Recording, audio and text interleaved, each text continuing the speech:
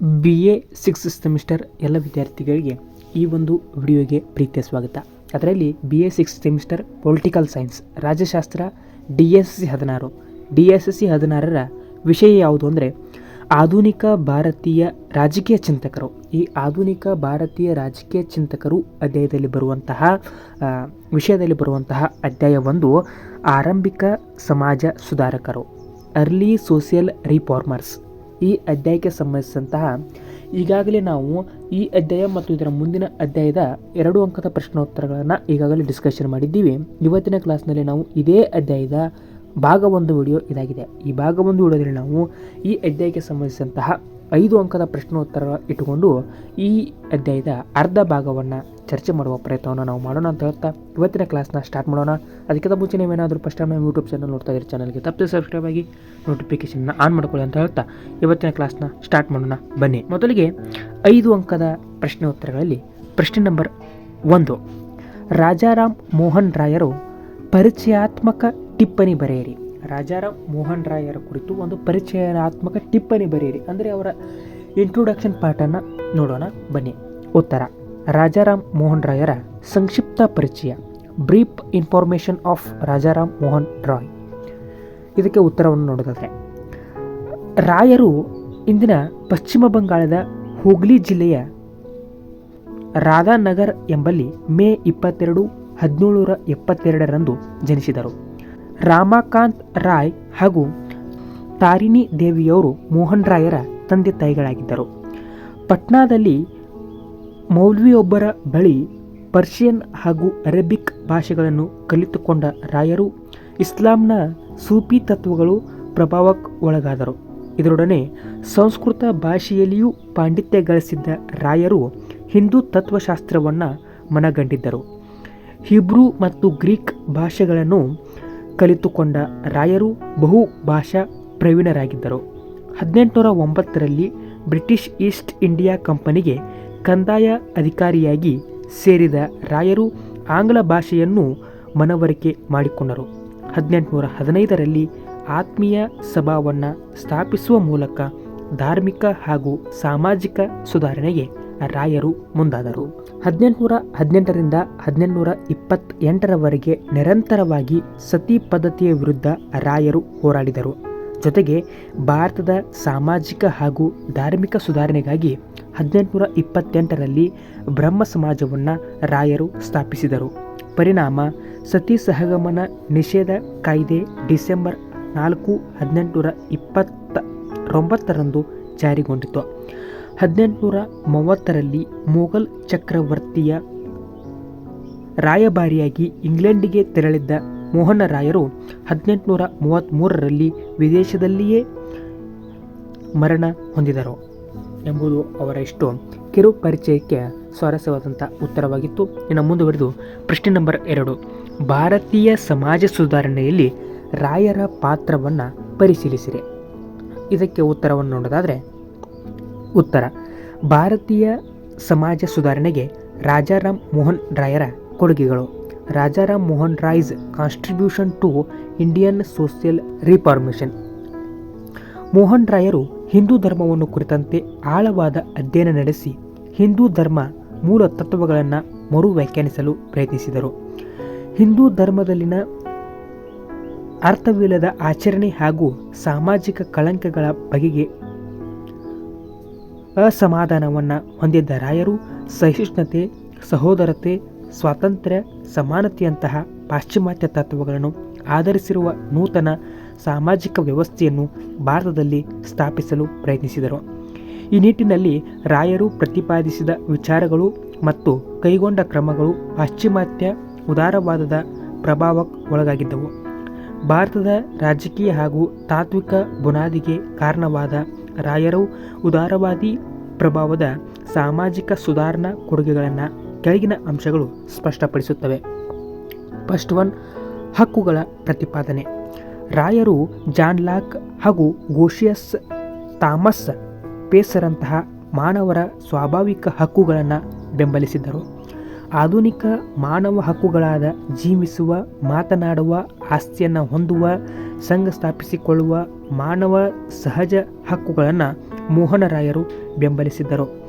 ಇದರೊಡನೆ ಸ್ವಾಭಾವಿಕ ಹಕ್ಕುಗಳು ಇತರರ ಹಕ್ಕುಗಳ ಉಲ್ಲಂಘನೆಗೆ ಸಮ್ಮತಿಸುವುದಿಲ್ಲ ಎಂಬುದಾಗಿ ರಾಯರು ನಂಬಿದ್ದರು.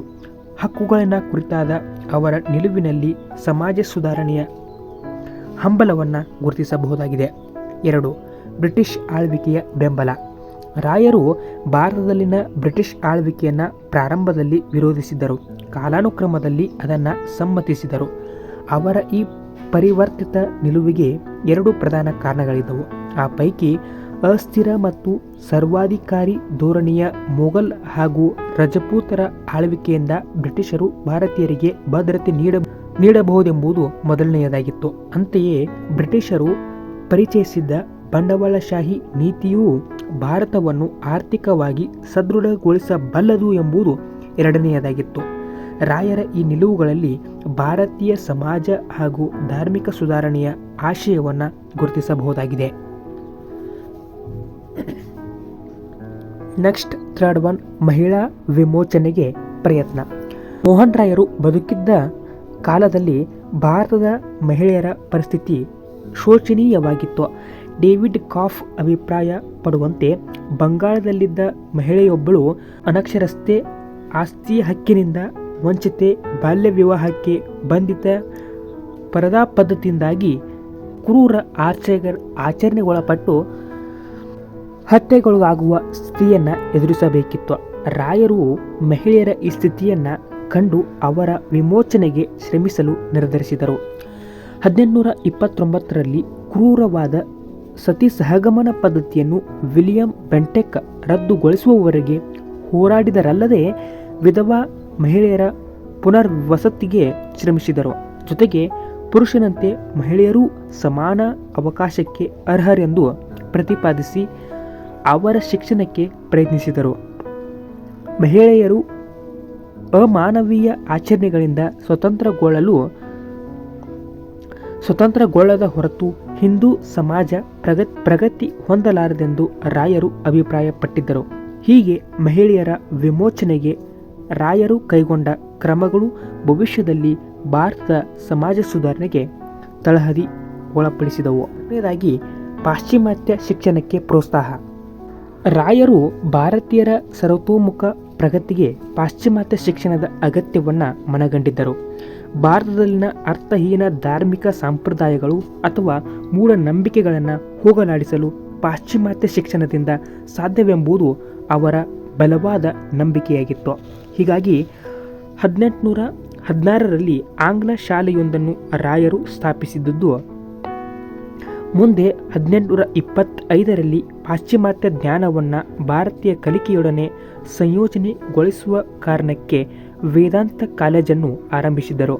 ಹೀಗೆ ಉತ್ತಮವಾದುದನ್ನು ಅಳವಡಿಸಿಕೊಳ್ಳುವ ರಾಯರ ಉದಾರವಾದಿ ಚಿಂತನೆಯು ಭವಿಷ್ಯದ ಭಾರತೀಯ ಸಮಾಜ ಸುಧಾರಣೆಗೆ ದಿಕ್ಸೂಚಿಯನ್ನು ಒದಗಿಸಿತು.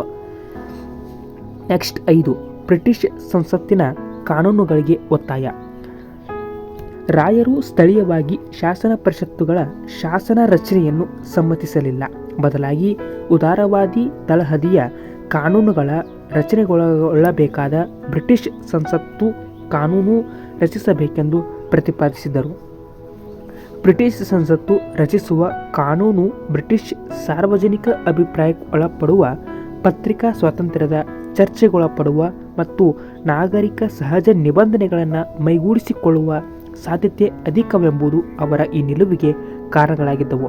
ಹೀಗೆ ಬ್ರಿಟಿಷ್ ಸಂಸತ್ತಿನ ಕಾನೂನುಗಳ ಒತ್ತಾಯದ ಹಿಂದೆ ರಾಯರು ಉದಾರವಾದಿ ಪಾಶ್ಚಿಮಾತ್ಯ ತಳಹದಿಯ ಸಮಾಜ ನಿರ್ಮಾಣದ ಕನಸನ್ನು ಗುರುತಿಸಬಹುದಾಗಿದೆ. ನೆಕ್ಸ್ಟ್ 6.1, ಪತ್ರಿಕಾ ಸ್ವಾತಂತ್ರ್ಯದ ಪ್ರತಿಪಾದನೆ. ಲಿಖಿತ ಅಭಿವ್ಯಕ್ತಿಗೆ ಅಗತ್ಯವಾದ ಪತ್ರಿಕಾ ಸ್ವಾತಂತ್ರ್ಯವನ್ನು ರಾಯರು ಬಲವಾಗಿ ಪ್ರತಿಪಾದಿಸಿದರು.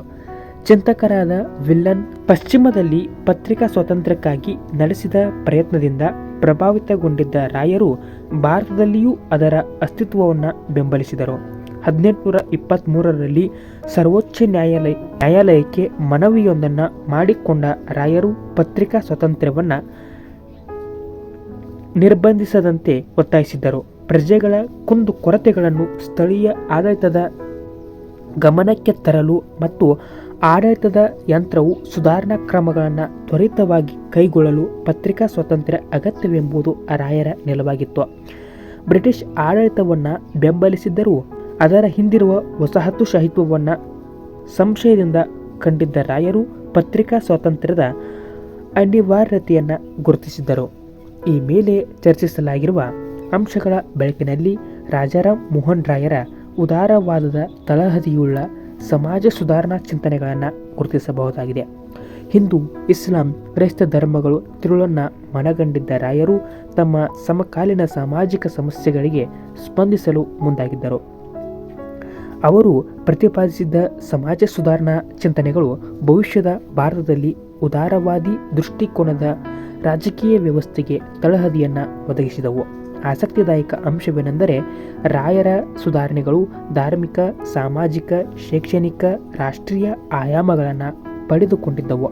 ಜೊತೆಗೆ ಸ್ವತಂತ್ರ ಭಾರತದ ರಾಜಕೀಯಕ್ಕೆ ಅವರ ಉದಾರವಾದಿ ವಿಚಾರಗಳು ದಿಕ್ಸೂಚಿಯಾಗಿ ಇಂದಿಗೂ ಪ್ರಭಾವ ಬೀರುತ್ತಿವೆ ಎಂದರೆ ತಪ್ಪಾಗಲಾರದು ಎಂಬುದು ಇಷ್ಟು ಅವರ ಗೆ ಸಂಬಂಧಿಸಿದಂಥ ಪ್ರಶ್ನೆಗಳಿಗೆ ಸ್ವಾರಸ್ಯವಾದಂಥ ಉತ್ತರವಾಗಿತ್ತು ಅಂತ ಹೇಳುತ್ತಾ ಈ ವಿಡಿಯೋದಲ್ಲಿ ಇಷ್ಟು ಸಾಕು. ಇದೇ ಅಧ್ಯಾಯದ ಮುಂದುವರೆದ ಭಾಗವು ಮುಂದಿನ ವಿಡಿಯೋದಲ್ಲಿ ಇರುತ್ತವೆ ಅಂತ ಹೇಳುತ್ತಾ, ಅಂದರೆ ಇದರ ಮುಂದಿನ ಇನ್ನೊಬ್ಬ ಸಮಾಜ ಸುಧಾರಕರಾದಂತಹ ಜ್ಯೋತಿಬಾ ಫುಲೆಯವರ ಕುರಿತು ಅವರ ಪ್ರಶ್ನೆಗಳನ್ನ ಇಟ್ಟುಕೊಂಡು ಅವರ ಬಗ್ಗೆ ಮುಂದಿನ ಕ್ಲಾಸ್ನಲ್ಲಿ ಚರ್ಚೆ ಮಾಡೋಣ ಅಂತ ಹೇಳ್ತಾ, ಅಲ್ಲಿವರೆಗೂ ಎಲ್ಲರಿಗೂ ನಮಸ್ಕಾರ. ಜೈ ಹಿಂದ್, ಜೈ ಕರ್ನಾಟಕ ಮಾತೆ.